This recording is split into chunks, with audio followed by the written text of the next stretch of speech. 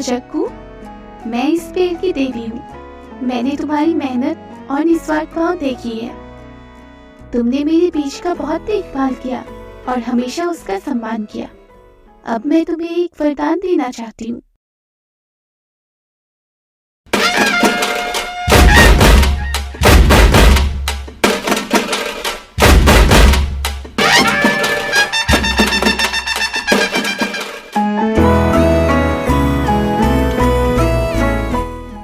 बहुत समय पहले एक सुंदर सा गांव था जहाँ के लोग बहुत अच्छे थे, पर सिर्फ एक कमी थी और वो थी गरीबी।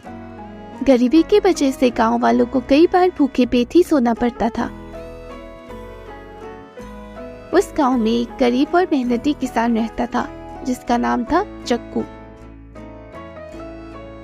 जग्गू की खेतियां बार बार नुकसान में रहती। हर साल उसकी फसलें किसी न किसी मुसीबत का शिकार होती थी, चाहे वो आंधी हो, बारिश हो या फिर कोई बीमारी।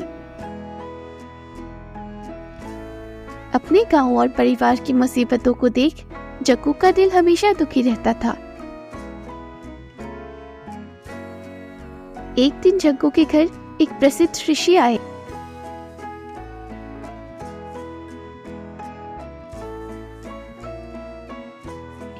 और जग्गू ने उनकी पूरी दिल से सेवा की। जग्गू की सेवा से ऋषि खुश हुए और उन्होंने उसे आशीर्वाद दिया। पुत्र, तुमने मेरी दिल से सेवा की। मैं तुमसे खुश होकर तुम्हें कोई वरदान देना चाहता हूँ। कोई भी वरदान मांग लो। ऋषिवर, मुझे अपने लिए कुछ नहीं चाहिए। मैं बस यही चाहता हूँ कि मेरे गांव की परेशानियां दूर हो। मेरे गांव में अब से किसी को भूखे पेट ना सोना पड़े। पुत्र, तुम बहुत ही ईमानदार और साफ दिल के हो। तुम चाहते तो अपने लिए कुछ भी मांग सकते थे, लेकिन तुमने खुद से पहले दूसरों की सोची। ये बीज लो पुत्र।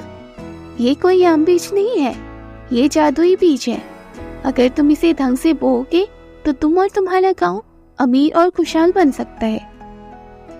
आपका बहुत बहुत धन्यवाद ऋषिवर। और जग्गू ने ऋषि की बात मानकर उस बीज को लेकर खेत में बो दिया। उसने उस बीज की हमेशा बहुत देखभाल की। कुछ दिनों बाद उस बीज से एक सुंदर सा पौधा निकला जो कि बाकी पौधों से बिल्कुल अलग था। और कुछ ही दिनों में वो पौधा एक बड़ा पेड़ बन गया।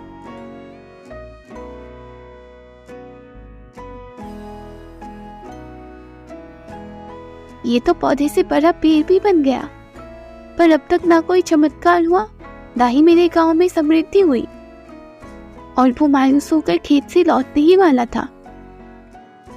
तभी एक सुंदर देवी उस पेड़ से प्रकट हुई।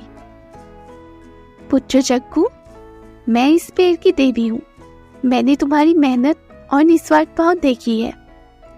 तुमने मेरे बीज का बहुत देखभाल किया और हमेशा उसका सम्मान किया। अब मैं तुम्हें एक वरदान देना चाहती हूँ।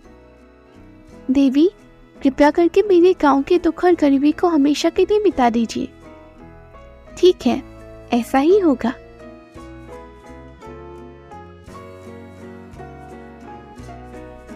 कुछ समय बाद देवी के वरदान से गांव में फसलें उगने लगी। गांव के लोग अब भरपेट भोजन करने लगे।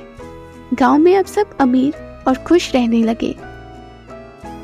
जब गांव के लोगों को जग्गू और उस जादुई पेड़ की सच्चाई पता चला तो सबने जग्गू का आभार व्यक्त किया और गांव में सब उस पेड़ की पूजा करने लगे।